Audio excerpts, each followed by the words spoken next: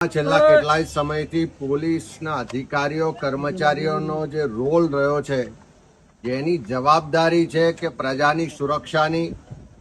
કાયદો વ્યવસ્થા જાળવવાની, એના બદલે ભારતીય જનતા પાર્ટીના નેતાઓ, મંત્રી અને ગૃહમંત્રીના ઇશારે જાણે ભાજપના કાર્યકરો બન્યા હોય, કેસરી ખેસ પહેર્યો હોય એવી રીતે કેટલાક અધિકારીઓ અને કર્મચારીઓ કામ કરી રહ્યા છે. સ્થાનિક સ્વરાજની ચૂંટણીઓ દરમિયાન પણ જોયું છે કે ફોર્મ પાછા ખેંચાવાથી લઈ, ચૂંટણીના પ્રચાર પ્રસારના સમયથી લઈ અને મતદાનના દિવસે પણ પોલીસના અનેક અધિકારીઓ, અનેક જિલ્લામાં એલસીબી, એસઓજીના અધિકારીઓ કોંગ્રેસના કાર્યકરોને, ઉમેદવારોને હેરાન પરેશાન કરવામાં, ડરાવવા દબાવવામાં કંઈ પણ જાતનું બાકી નહોતું રાખ્યું. ચૂંટણી પતી ગઈ, પરિણામો આવી ગયા અને આજે પણ જ્યાં જ્યાં કોંગ્રેસ પક્ષની બહુમતી છે એવા તાલુકાઓમાં ભાજપના નેતાઓના ઇશારે કોંગ્રેસના ચૂંટાયેલા સભ્યોને ડરાવવા દબાવવાનો પ્રયત્ન પોલીસ અધિકારીઓ અને એના કર્મચારીઓ દ્વારા થઈ રહ્યો છે.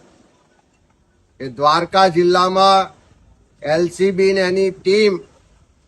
રાત્રે 1 વાગે જે હોટલમાં કોંગ્રેસના ચૂંટાયેલા સભ્યો રોકાયા હોય એ હોટલના દરવાજા ખોલાવે, જે રૂમોમાં મહિલા સભ્યો રોકાયા હોય એ રૂમોની ચાવી, ડુપ્લિકેટ ચાવી મેળવીને રૂમોને જબરજસ્તી ખોલીને ડરાવવા ધમકાવવામાં આવે. એ જ રીતે તાપી જિલ્લામાં કોંગ્રેસની ઓફિસમાં જ્યારે સભ્યો મિટિંગ કરતા હોય ત્યાં આવીને પોલીસ ડરાવવા ધમકાવવાનો પ્રયત્ન કરે. બનાસકાંઠામાં વડગામ હોય, મોરબી હોય, આણંદ હોય, દાહોદ હોય કે અલગ અલગ જિલ્લામાં જે રીતે ચૂંટાયેલા કોંગ્રેસના સભ્યોને ડરાવી ધમકાવીને એવો પ્રયત્ન થાય છે કે આવનારી 23 અને 25 તારીખે જે ચૂંટણીઓ થવાની છે એમાં ભાજપની તરફેણમાં મતદાન કરવા માટે દબાણ ઊભું કરવામાં આવે છે. અરવલ્લી જિલ્લામાં પણ જ્યાં બહુમતી આવી છે ત્યાં જિલ્લા કોંગ્રેસના આગેવાનોને ખોટી રીતે પૂછપરછ કરવાના બહાને લઈ જાય અને સામે એવું દબાણ કરવામાં આવે છે કે આ તાલુકા પંચાયત ભાજપના હવાલે મૂકી દો તો તમારી પર કેસ નહીં થાય, નહીં તો તમને ખોટા કેસોમાં ભરાવીને કાર્યવાહી કરીશું. આજે ડીજીપીને પણ વાત કરી છે કે થોડા દિવસ પહેલા વડોદરાના અમારા ચૂંટાયેલા કોર્પોરેટર આશીષ જોશી, જેની પર બિલકુલ ખોટી રીતે દારૂનો કેસ કરવામાં આવે છે,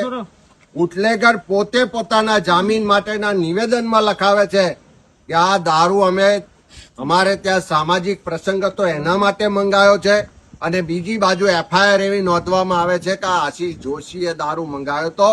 આશીષ જોશીની ધરપકડ કરવામાં આવે છે, ખોટા રિમાન્ડ આપવામાં આવે છે અને ત્યાર પછી જ્યારે જામીનનો સમય આવે ત્યારે 111ની કલમ ઉમેરીને ફરીથી જેલમાં મોકલવામાં આવે છે.